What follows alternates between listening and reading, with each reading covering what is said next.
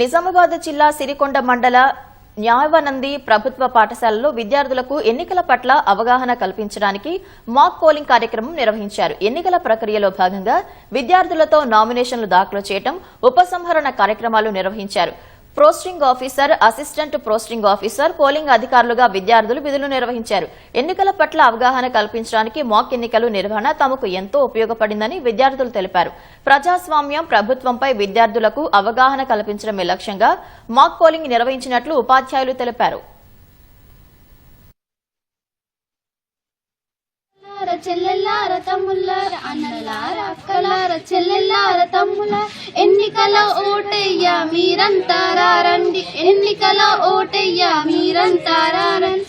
ఎన్నికలొస్తే చాలు గల్లి గల్లి తిరుగుతారు, వంగి వంగి దండాలు జోరుగానే పెడతారు. గెలిపిస్తే ప్రతి ఒక్కటి ఇస్తామని చెప్పినారు, పదవిలోకి వచ్చినాక మొగమే దాచేసినారు. ఇదేమిటి అని అడగబోతిమా ఓ అన్నలార మాయ మాటలన్నీ చెప్పరాము.